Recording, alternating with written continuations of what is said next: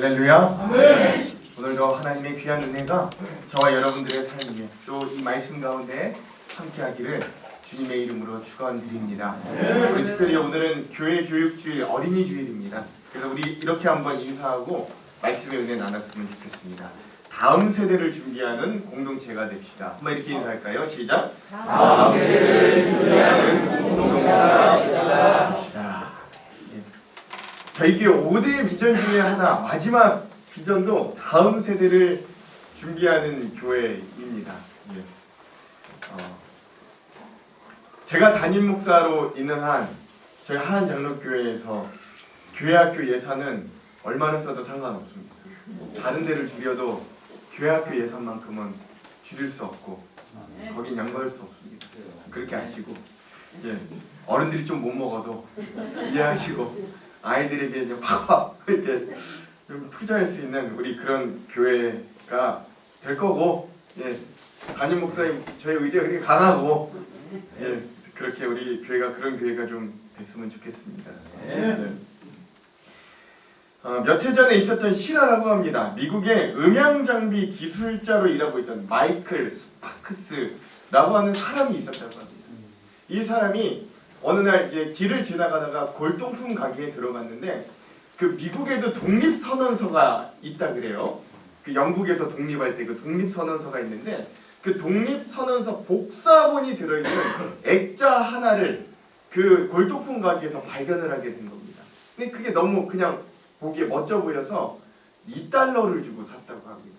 여러분 $2면 지금 환산하면 우리 돈으로 얼마 정도 될까요? 2,500원? 한 2,500원 정도 되는 돈을 주고 요만한 액자, 그 미국의 독립선언서문이 이렇게 쓰여져 있는 그 복사본인 줄 알고 그걸 샀다 그래요.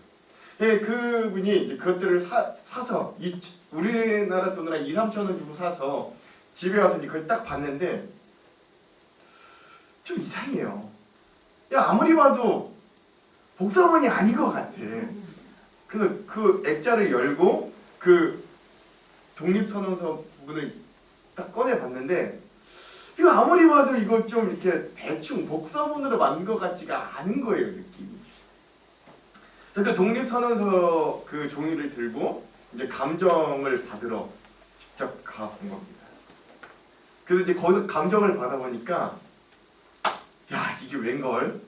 1820년에 딱 200부 만들었대요. 딱 200부 만들어서 배포했던 그 독립선언서 그 원본 중에 하나였던 거. 이게 하나였던 거. 얼마 주고 샀다 그랬죠? $2. 우리나라 돈으로 한 3,000원 안 되게 주고 샀는데 그게 진짜 진본인 거를 알고 감정가를 냈더니 그게 얼마인 줄 아십니까? $25만. 25만 달러. 우리나라 돈으로 2억 5천만 원이 넘나요? 뭐 거의 2억 6천? 하여튼 그 정도 되는 가치를 지닌 진짜 원본 독립선언문이었다라고 하는 거예요.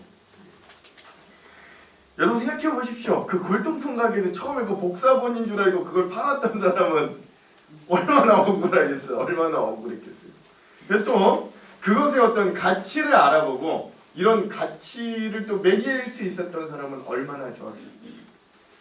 근데 저는 마치 이 예화가 오늘 우리 자녀들을 양육하는, 오늘 우리 자녀들을 믿음으로 양육하는 오늘 우리 부모들의 모습과 비슷하다라고 생각합니다.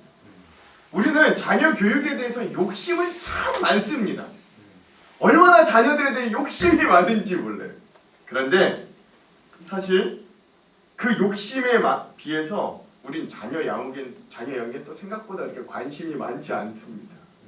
그렇게 에너지와 힘을 또 그 욕심만큼 쏟아내지는 못합니다. 우리가 자녀에 대해 욕심이 많은 걸 우리 자녀 양육에 대해 내가 관심이 많다는 것들로 착각하면 안 돼요. 자녀에 대해 욕심은 많지만 진짜 자녀의 교육, 진짜 자녀의 양육, 우리 자녀가 진짜 믿음으로 자라나기 위해 나는 얼마나 관심을 가지고 노력을 하는가? 생각보다 별로 뭔가를 안 하고 있다는 우리 부모의 모습을 어렵지 않게 발견해낼 수 있습니다. 우리 부모들, 우리 어른들의 소원 중에 대부분 공통적인 건 누가 뭐래도 자녀가 잘 되기를 바라는 거죠. 자녀가 잘 되기를 바라는 거예요. 자녀가 믿음 생활을 잘하고 하나님을 진짜 만나고 믿음으로 굳게 서고 그리고 또 그런 자녀가 어느 정도 자라서 또 세상적으로도 어느 정도 성공을 이루어 부모를 기쁘게 하는 또 이 우리 교회, 이 나라의 귀한 일꾼이 되는 것이 오늘 우리 부모로서의 가지고 있는 소망이기도 합니다. 그렇다면 어떻게 그 자녀가 잘 자랄 수 있겠냐? 그래서 교회교육주일 그리고 이 어린이 주일을 맞이해서 오늘 우리가 1년 중에 오늘 하루만이라도 우리 설교를 통해 또 이 주일을 통해 우리 자녀를 신앙 안에서 양육하고 함께 고민하고 은혜를 나누는 시간을 가지기를 간절히 소망합니다. 그래서 오늘은 특별히 우리 성도들에게 있어서 모든 것에 가장 좋은 모델이 되시는 예수님이 계시잖아요.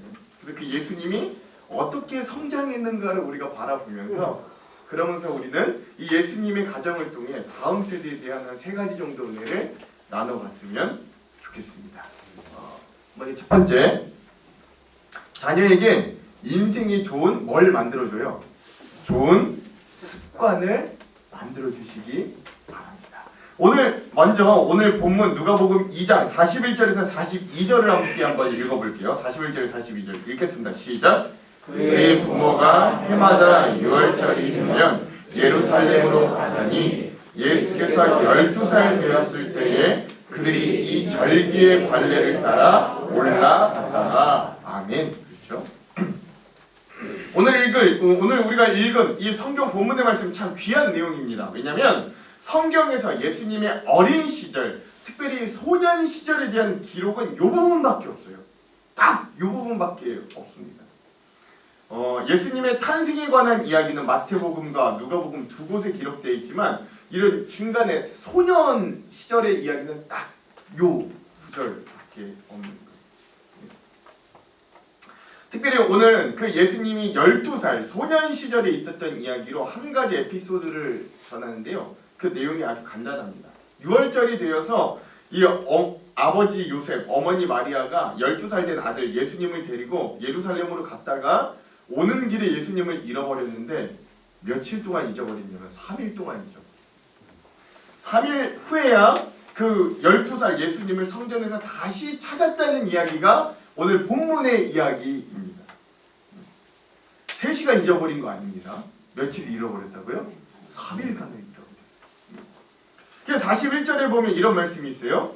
그 부모가 해마다 6월절이 되면, 그러니까 예수님의 부모는 해마다 습관적으로 어디를 6월절만 되면 어디를 갔다는 거예요?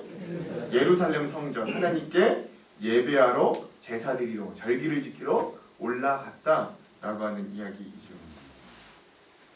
여러분, 교육 중에 가장 중요한 게 뭐냐면 교육 중에 중요한 건 반복입니다. 반복이에요. 우리가 매 해마다 5월 첫째 주는 교회학교 교육주일, 어린이주일로 지키는 이유, 반복하는 이유는 뭐예요? 그래서 우리가 이 시간만큼이라도 망각하는 우리가 자녀 교육, 자녀를 신앙으로 양육함에 있어서 다시 한번 좀 되새겨보자는 거예요. 다시 한번 의미를 짚어보자는 거죠. 예, 부활주일, 사순절, 이런 것들이 계속 반복되는 이유도 마찬가지입니다.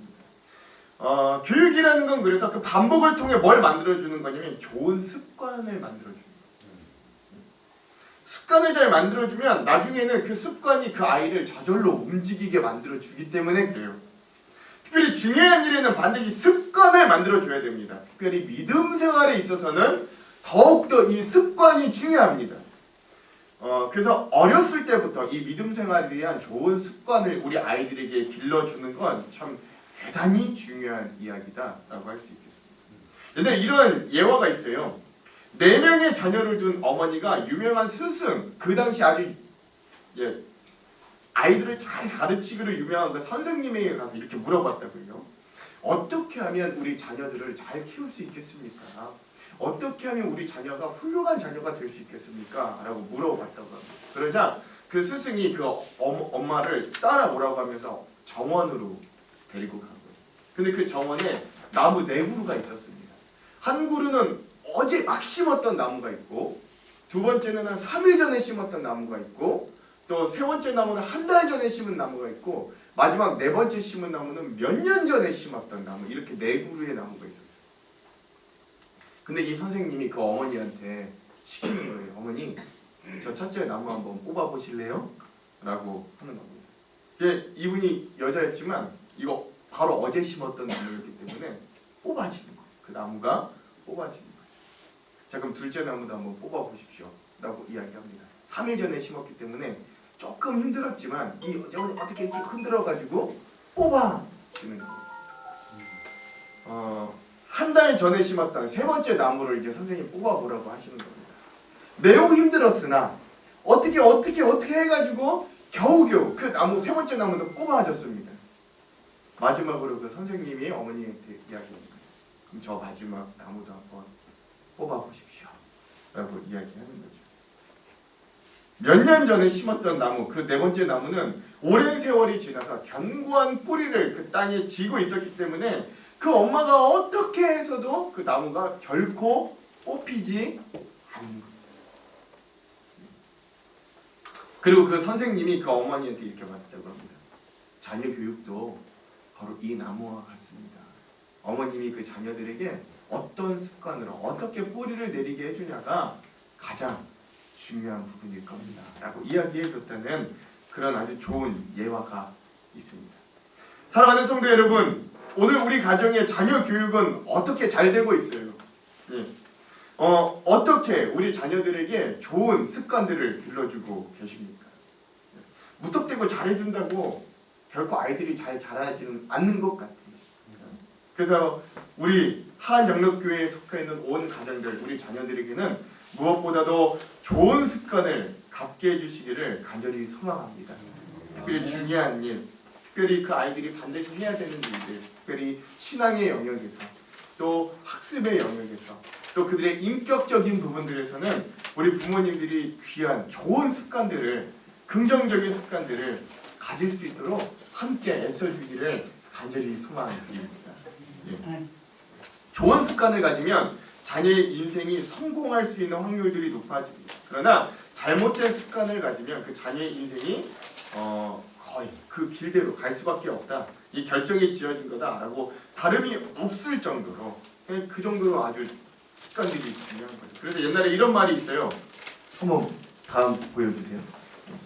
자, 생각이 몰라요? 말을 낳고, 말은 몰라요? 행동을 낳고, 행동은 습관을 낳는데, 그러면 그 습관이 나중에 뭘 좌우해요?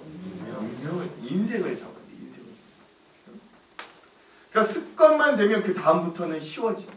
습관만 되면 그 다음부터는 아주 좋은 길로 갈 수 있다라고 하는 거예요. 자, 그럼 이제 문제는 우리가 좋은 습관을 아이들에게 길러줘야 되겠다는 알았는데 어떻게 해야 자녀들에게 좋은 습관을 길러줄 수 있을까요? 결코 쉬운 일이 아니죠. 습관이라는 건 하루아침에 이루어질 수 있는 건 아니기 때문에 그렇습니다. 대단한 인내와 수고가 필요합니다. 그러나 가장 어려우면서도 가장 쉬운 방법 한 가지가 있는데 그게 뭔지 아십니까? 부모가 그렇게 사는 거예요. 부모가 먼저 아이들 앞에서 그렇게 사는 거예요. 부모의 삶이 그 자녀의 습관을 결정지어 줍니다. 자녀가 말을 예쁘게 하기를 바란다면 다른 방법 생각할 필요가 없어요. 부모님이 아이들 앞에서 말을 예쁘게 하시면 됩니다. 그렇죠? 자녀에게 공부에 집중을 하기를 원하신다면 평소에 부모가 아이들이 공부하는 시간에 같이 책을 많이 읽고 공부하는 분위기를 만들어 주시면 됩니다. 저희 집도 자기 전에 아이들과 이렇게 짧게 가정 예배를 드리거든요. 근데 저도 이게 처음부터 시작했던 건 아니라 어느 날 아내가 너무 걱정하더라고. 아이를 이 험악한 세상 가운데 아이들을 어떻게 신앙적으로 양육할지 너무 막막하다는 거예요. 나는 사모고 당신은 목사인데 우리 자녀들이 당신이 목사고 내가 사모라고 해서 신앙적으로 잘 클 수 있을까? 그럴 수 없을 것 같다라는 거예요. 그래서 둘이 막 이렇게 고민을 하다가 그러면 우리도 매일 하루를 마무리하는 그때 아이들과 함께 신앙적으로 하루를 좀 마무리할 수 있는 딱딱한 예배는 아니라고 할지라도 아이들과 함께 신앙적으로 하루를 마무리할 수 있는 그런 시간들을 좀 가지자. 그건 어떻게든 특이한 상황이 아니고서는 하루도 양보하지 말자라고 이야기하게 되었습니다. 처음에 며칠간은 아주 열심히 잘했죠. 근데 또 며칠 지나고 나니까 목사인데도 저도 힘들더라고요. 저도 귀찮아요. 그 애들이 빨리 씻고 잤으면 좋겠는데 근데 애들이 좋아하는 거예요. 그러니까 애들이 물어보고 아빠 오늘은 말씀 또 안 나나요? 아빠 오늘은 또 그거 안 해요? 물어보고 예.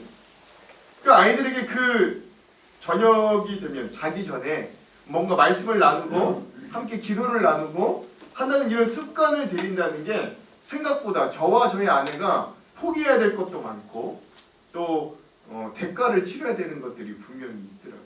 그러나 그런 시간들이 쌓이고 쌓이니까 오히려 아이들이 그 시간을 사모하고 그 시간을 통해서 하루가 믿음으로 잘 마무리되어지는 귀한 은혜들을 여러분들과 함께 좀 나누고 싶습니다. 네, 여기 계신 우리 어린 자녀를 두신 부모님들 한번 시도해 보십시오. 생각보다 되게 어렵습니다. 예, 드라마도 못 봐요. 방송 시간 봐야 되는 드라마를 못 봐요. 유일하게 이제 그 시간에 좀 다 이제 일 거의 다 애들 재워놓고 좀 이제 핸드폰도 좀 보고 약간 그럴 자기 전에 그 꿀송이 같은 그 시간인데 그걸 포기한다는 게 생각보다 그 대가가 쉽지 않습니다. 그런데 그래도 그 부모가 먼저 그것들을 포기하고 아이들과 함께 그 시간들을 나눌 때 거기에 천국과 같은 가정의 모습이 임할 줄 여러분 기억하시기 바랍니다. 그리고 그 시간들이 쌓이다 보면 그 아이들에게 분명히 영향이 갈 거예요. 그 믿음의 영향이 가게 될 거예요. 여러분 그런 좋은 습관들을 오늘 우리 부모들로부터 시작해서 우리 자녀들에게 전수되어지는 귀한 은혜들이 있기를 간절히 소망합니다. 아멘. 그래서 오늘 우리 한영록교회의 가정은 그런 가정, 좋은 믿음의 습관들을 만들어주는 귀한 가정들이 다 되시기를 주님의 이름으로 축원합니다. 우리 옆에 있는 분들과 한번 이렇게 한번 도전해 볼게요. 가정에서부터 믿음의 습관을 만듭시다. 시작. 가정에서부터 믿음의 습관을 만듭시다. 예. 그리고 두 번째, 이 예수님의 모습을 통해서 우리가 자녀 양육에 대해 얻을 수 있는 은혜는 자녀가 나의 계획과는 좀 다른 길을 걸어도 여러분 낙심하지 마시기 바랍니다. 낙심하지 마시기. 오늘 본문에 보면 놀랍게도 예수님도 부모의 억장을 무너지게 하였다는 사실을 여러분 발견할 수 있어요. 그렇죠?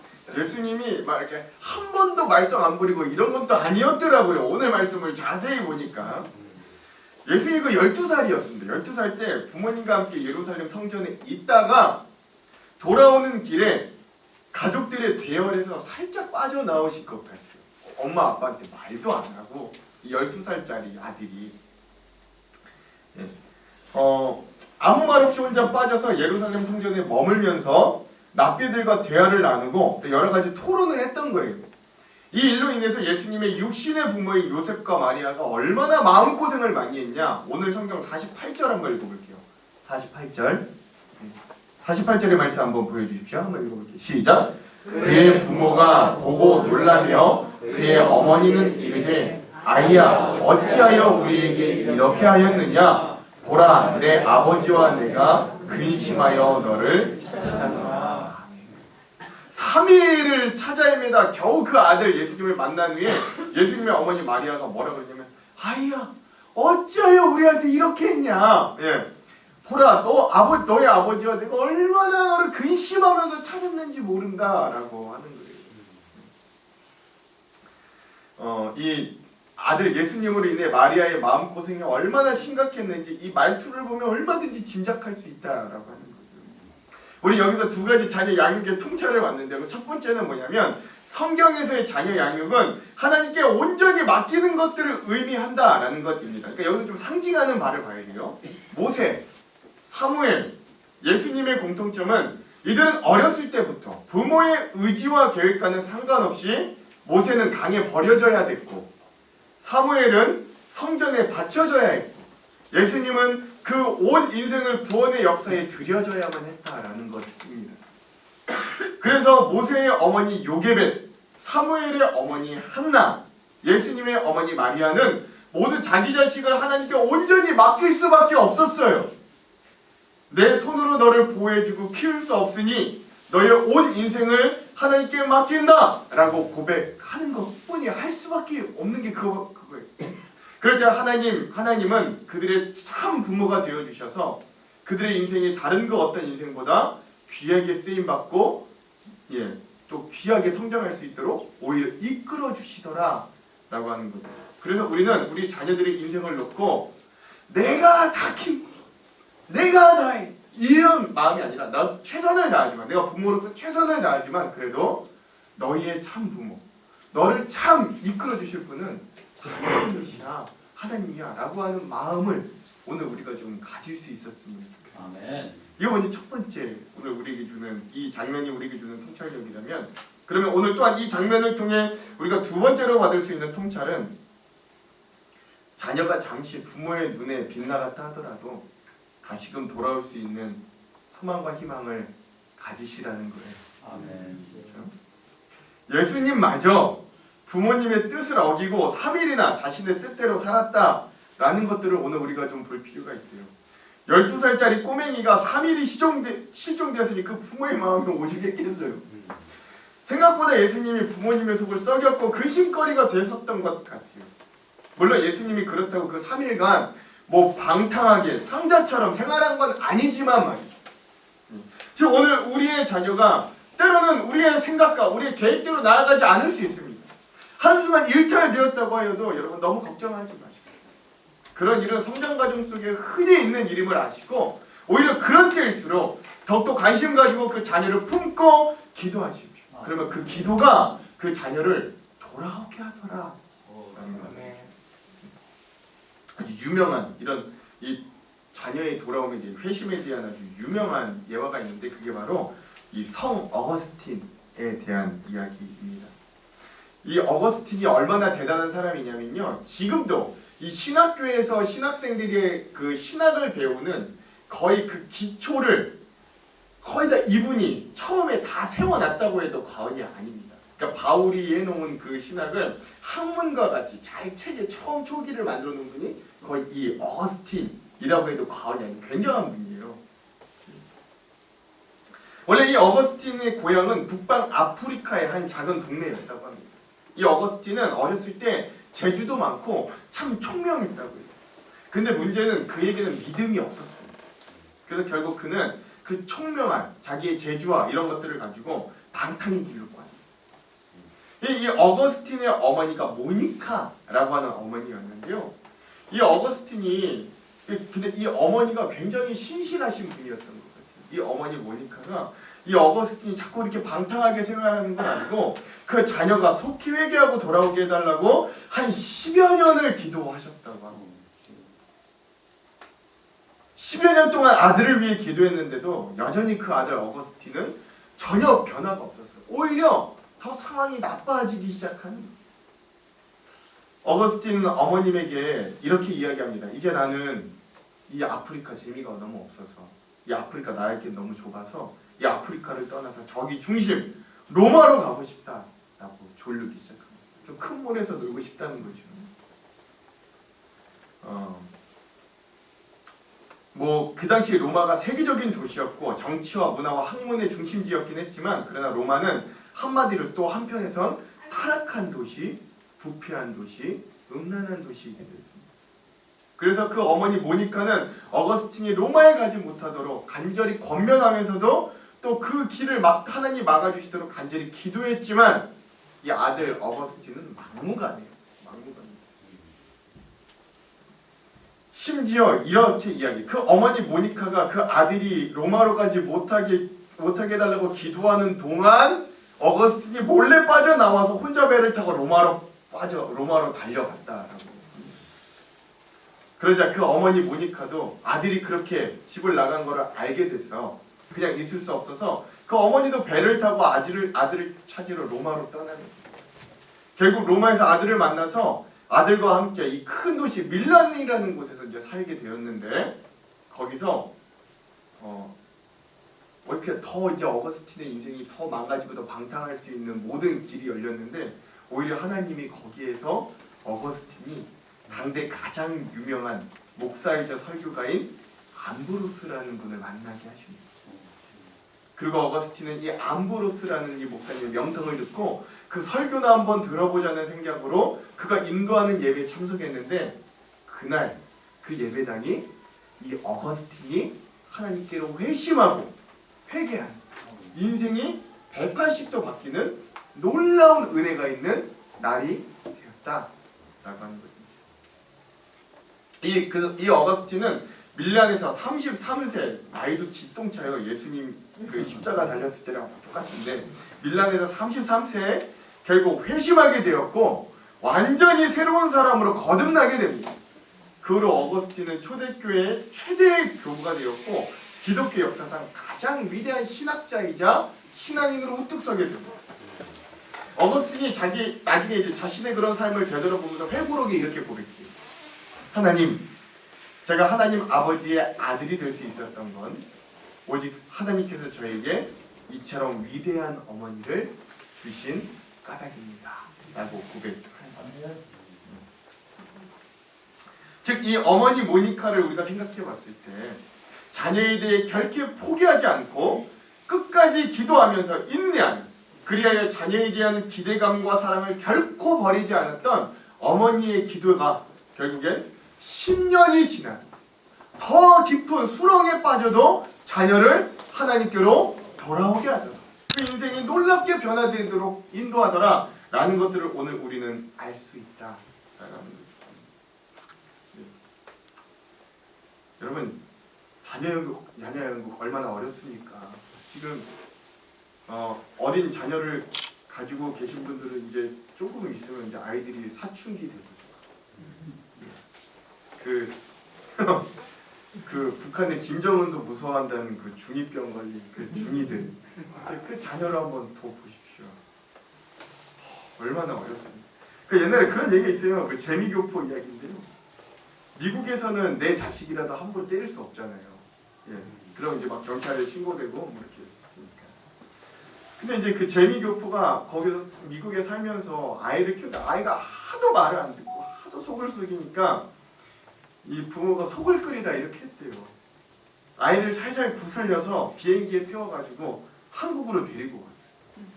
그래서 공항에 도착하자마자 실컷 때려주고 다시 비행기를 타고 미국으로 내려왔대요.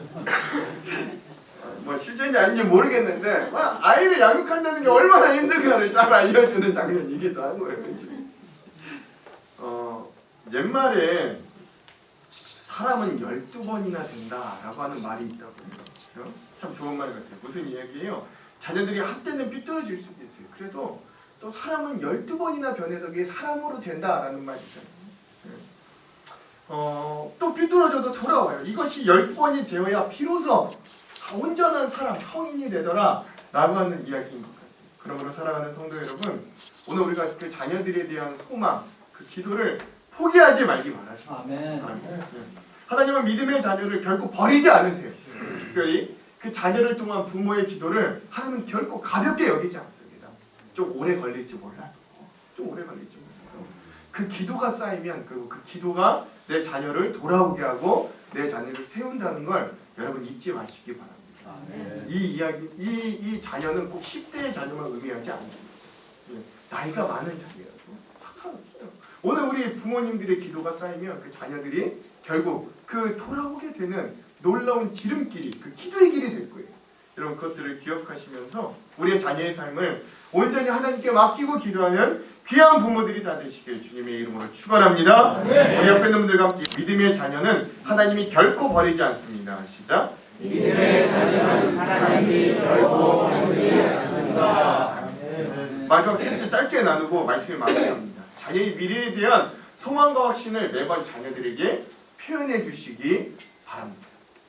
예수님의 어머니 마리아는요, 확신이 하나 있어요. 그게 뭐냐면 예수님이 메시아로 크게 쓰임받을 거라는 확신이 있었습니다. 어떻게 하냐? 오늘 본문의 51절의 말씀을 한번 읽어볼게요. 51절 함께 읽겠습니다. 시작. 예수께서 함께 내려가사 나사렛에 이르러 수종하여 받으시니라. 그 어머니는 이 모든 말을 마음에 아멘. 그렇죠?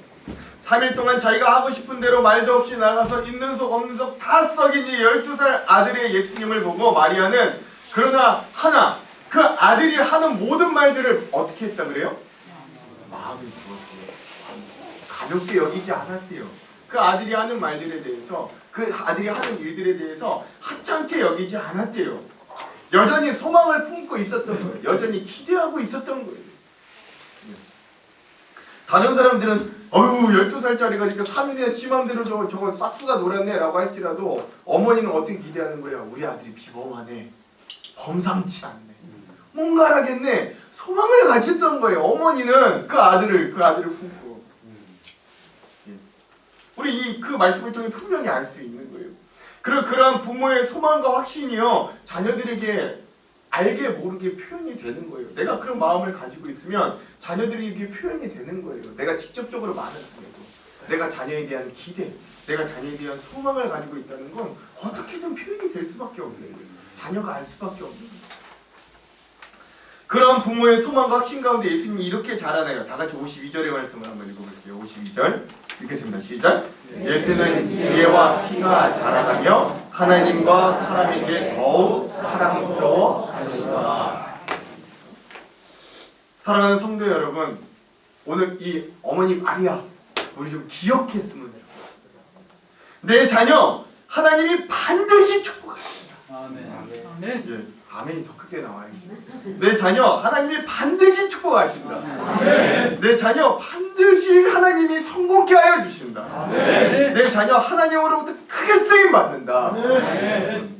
남들은 그렇게 안 봐도 부모인 우리는 자녀를 그렇게 봐주시기 바랍니다. 아멘. 그리고 자녀들에게 이런 확신을 심어주세요. 너는 반드시 하나님이 도와주실 거다. 아멘. 네가 어디를 가도 하나님이 함께 해주실 거다. 너를 향한 하나님의 위대한 계획이 있어. 너는 반드시 하나님이 기뻐하시는 인생을 살 수 있어. 너는 하나님이 인도해 줄 거야. 여러분 이 확신을 어렸을 때 심어 주시기 바랍니다. 그 아이의 등을 두드려 주십니다. 그 아이의 손을 잡고 그 아이를 깊이 안아주시면서 그 아이에게 이런 확신과 소망을 내어주시기를 간절히 소망합니다. 아멘. 잠자기 전이든 아침에 일어나서든 꼭 그 자녀를 위해 기도해 주시기 바랍니다. 아침에 정신없음과 밤의 귀찮음이 이 귀한 일을 방해하지 못하도록 여러분 제발 실행하시고 결단하시기 바랍니다. 아멘. 두 번 다 기도해 주시면 좋은데 그게 안 되면 뭐 아침이라도 아니면 밤에라도 여러분 꼭 좀 기도해 주시기 바랍니다. 근데 한라치부터 왜 이렇게 귀찮은지 왜 이렇게 바쁜지 모르겠는데 그냥 양보하지 마세요.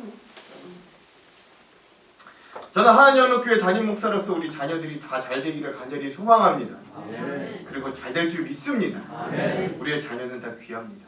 그러나 그 자녀에 대한 기대감을 결코 여러분들 우리 함께 잃어버리지 않았으면 좋겠습니다. 아멘. 그래서 오늘부터 이번 주라도 무엇보다 좋은 습관 만들어줄 수 있는 귀한 가정을 만들기를 소망합니다. 아멘. 하나님께서 그 자녀의 삶을 온전히 맡기며 기도하고 때론 좀 자녀가 내 계획, 내 눈에 좀 약간 빗나갔다 할지라도 결국 돌아올 걸 굳게 믿으시기 바랍니다.